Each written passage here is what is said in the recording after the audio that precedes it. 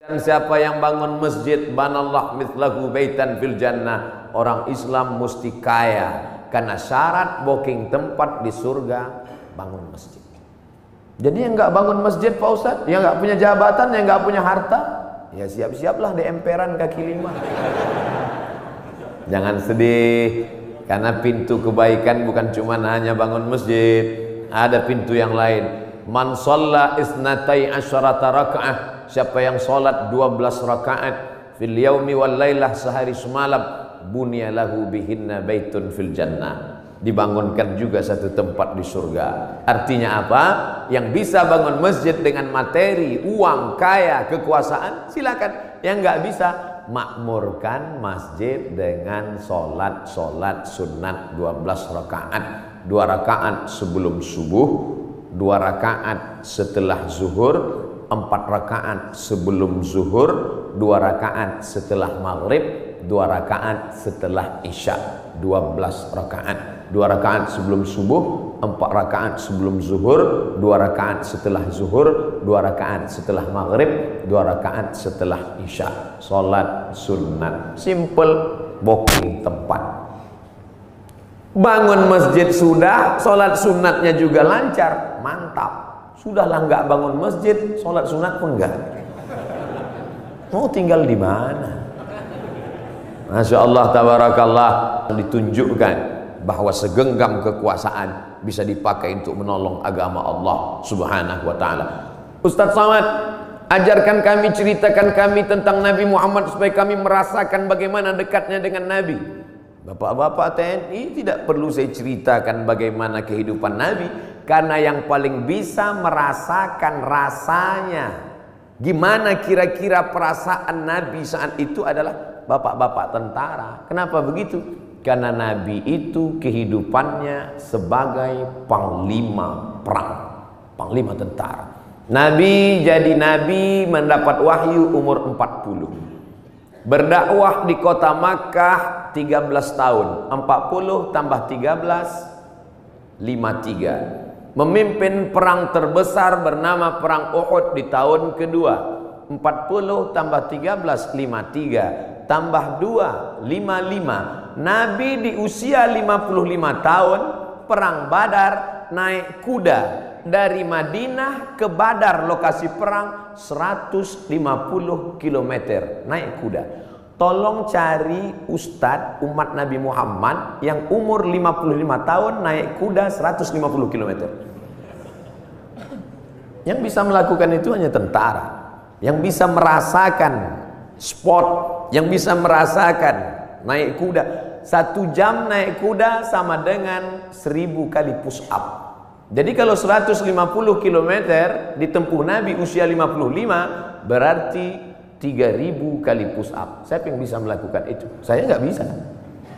Saya ceramahnya aja mungkin bisa ikut Nabi, khutbahnya mungkin, tapi untuk melakukan seperti yang dilakukan Nabi Muhammad SAW, orang yang amat sangat sehat. Nabi umur 55 tahun memimpin perang 150 km, naik kuda 3000 kali push up menurut ilmu kesehatan. Hari ini apa yang dilakukan umat Muhammad umur 55 tahun? Membawa map ngurus pensiun. Jadi yang paling bisa merasakan itu adalah rasa sehatnya, rasa fit fisiknya, rasa kekuatannya. Iyalah, dia kan Nabi, kami kan manusia biasa. Ayatnya sudah dibacakan tadi. Wa ma Muhammadun illa rasul. Muhammad bukan Tuhan, Muhammad bukan malaikat, dia hanya seorang rasul. Qad khalat min qablihi rusul. Rasul-rasul sebelum dia meninggal. Adam, Idris, Nuh, Hud, Salih, Ilyasa, Zakaria, Musa, Ibrahim meninggal dunia. Satu diangkat, Isa alaihissalam akan diturunkan di akhir zaman untuk menegakkan agama Allah Subhanahu wa taala. Tapi yang jelas bahwa sebagian nabi itu meninggal, mati, dicabut Allah nyawanya. Dia manusia biasa. Allah tidak kirim malaikat. Seandainya Allah kirim malaikat ke atas dunia ini, orang akan berkata, yalah dia bisa buat gitu, dia kan malaikat. Tapi kita semua bisa berkata, dia manusia, saya manusia. Dia sehat, saya sehat. Mohon maaf Ustadz Somad, tadi saya terlambat menyambut selamat datang karena olahraga dulu. Begitu kata Bapak Direktur tadi. Dan di sini ada olahraga memanah, ada pula olahraga berkuda. Memanah, berkuda, persis seperti yang dipesankan. Alimu auladakum, ajarkan anak-anak kamu as-sibahah, berenang, ar-rimayah, memanah, warukubal khail, berkuda. Cuman yang saya heran, kenapa yang disebutkan cuman memanah dan berkuda? Berenangnya mana? Ternyata tentara tidak perlu disebut berenang, karena kalau tidak lulus berenang tak mungkin lulus jadi tentara. Memanah tepat sasaran. Untuk apa lagi memanah? Kan sekarang sudah ada senjata. Bagaimana nanti seandainya ada suatu zaman lalu lewat meteor besar di atas muka bumi, lalu semua besi-besi tertarik, habis dia sedot seperti besi berani yang lewat di atas bumi, maka semua besi tertarik. Apalagi yang bisa kita pakai kecuali memanah? Sehebat-hebatnya penembak sniper, tak ada lagi peluru, tidak ada lagi senjata, yang ada hanya panah. Maka memanah hari ini adalah senjata masa depan. Rukubul khail, berenang, menunggang kuda.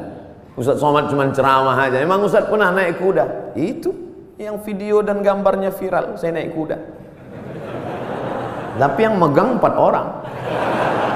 Ustadz naik ke atas, naik, foto, turun lagi. Memanah juga. Hebat juga Ustadz Somad, kemarin kami lihat video Ustadz memanah, tepat sasaran. Berapa anak panah tepat terus. Yang diupload yang tepat. Yang melesat nggak diupload. Membangkitkan motivasi anak-anak muda kita, pemuda-pemuda kita yang masa darah bergejolak, hawa nafsu luar biasa. Kemana disalurkan ini? Kepada 3, berenang, memanah. Ustadz, kalau kami banyak berenang ini, apakah hawa nafsu kami ini akan turun? Saya bilang, kalau kamu berenang sampai ke tengah sungai, ke tengah laut, bukan cuma nafsunya hilang, kamu hilang sekalian. Artinya apa? Islam tidak membunuh hawa nafsu, tapi hawa nafsu disalurkan dalam bentuk olahraga. Jadi jangan bayangkan Nabi Muhammad itu hanya duduk berzikir, baca Quran, lalu ketika datang orang cerita mati. Bukan begitu Nabi itu. Nabi itu panglima perang, strateginya luar biasa. Saat perang Badar, Nabi pagi-pagi sudah datang ke lokasi perang. Akhirnya lokasi perang dikuasai Nabi dan musuh ketinggalan. Kenapa Nabi awal? Nabi awal datang menyusun pasukannya di tempat matahari terbit. Karena Nabi pasti duluan, karena sebelum azan subuh dia sudah tahajud. Badannya sehat, habis tahajud witir, habis itu sholat subuh, langsung dia susun barisan. Datang pasukan musuh, sudah kehabisan tempat, sudah di booking duluan. Nabi susun barisan di matahari terbit. 1-0 sudah kena. Kenapa? Karena kalau disusun pasukan di matahari terbit, maka mata musuh silau. Mata yang silau tidak nampak di mana anak panah, di mana tombak, di mana pedang. 1 sudah kalah. Lalu kemudian dari mana Nabi tahu jumlah pasukan? Tempat mereka berkemah, datang seorang sahabat. Ya Rasulullah, ya, apakah ada wahyu turun di mana kita berkemah malam ini? Tidak ada wahyu. Datang sahabat kasih pendapat.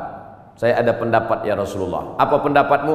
Kita akan berkemah di lokasi ini, tempat oase, tempat air di gurun. Karena dengan menguasai oase, musuh akan kehabisan air minum, karena mereka datang 500 km dari kota Makkah, Madinah, dan sampai di Badar. 2-0 musuh kalah sebelum perang. Apakah Nabi ketika itu datang anak buah sahabat, ya Rasulullah, ini saya ada ide kamu jangan pakai, saya cukup dari Jibril aja. Nabi sebagai pimpinan mendengar saran dari bawahan, padahal dia menerima wahyu dari Allah Subhanahu wa taala. Poin yang ketiga, Nabi SAW tahu berapa jumlah musuh. Hebatnya strategi intelijen Nabi. Bagaimana caranya? Ketika Nabi melihat ada seorang pasukan dari kafir Quraisy mengendap-endap, kata Nabi, tangkap dia. Tapi ditangkap bukan untuk disiksa. Kebetulan yang mereka tangkap ini adalah tukang masak yang mengambil air. Ditangkap, ditanya oleh Nabi, berapa jumlah pasukan kalian? Kata tukang masak, mana saya tahu, saya kan cuma masak. Masa pasukan itu kan yang tahu pimpinan. Nabi tanya, kamu kalau masak pagi siang berapa ekor kambing, berapa ekor onta? Dia sebutkan, makannya sekian seekor onta, masaknya hari ini sekian kambing. Dari jumlah makanan Nabi bisa tahu, kalau begini makanannya berarti pasukan kalian sekitar sekian dan kita akan susun. Nabi perang penuh dengan strategi. Jadi jangan bayangkan Nabi dengan sahabat itu perang bismillahirrahmanirrahim, la haula wala quwata illa billah. Al-haqqu bila nizam yaghlibuhul batil bin nizam.